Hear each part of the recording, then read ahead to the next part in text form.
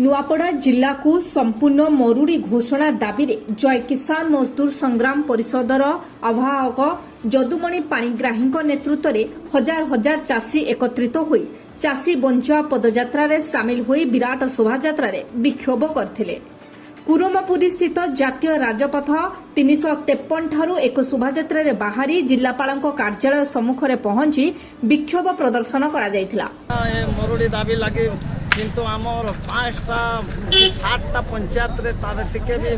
कौन जगार धान बिड़ा ने से 65 रे जेन मरुड़ी हेतिला से मरुड़ी एबे भी बढ़ी से आज्ञा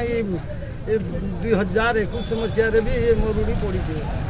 स्वल्प वृष्टि जोगु चाष जमी सबु फाटी आ कलाणी आगकू पश्चिम ओडिशार गणपर्व नुआखाई रही एने हताश हो पड़ती चाषी अन्य उपाय न पाई आज आंदोलनर पंथा को आपणिछंती बोली श्री पाणिग्राही कहिसंती।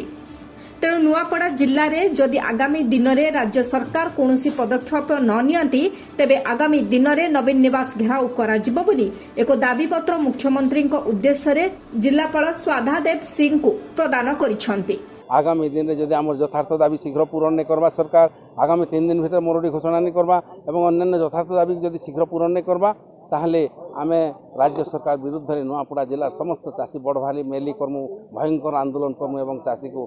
चाषी जरिया तरफ सरकार को ईंट का जवाब पत्थर रे देवाले तैयार हो जाए। वर्षा टिके कम अछि मरुड़ी परिस्थिति अछि ता ऊपर अछि आ ता संगे जो सार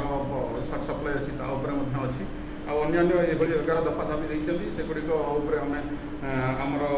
तर्जमा करके देखिबू एवं आवश्यक स्थले हमर ओपिनियन सहित राज्य सरकार को मनन पठेबू। नुआपड़ारू नट आडम्बक रिपोर्ट डीटीवी ओडिया।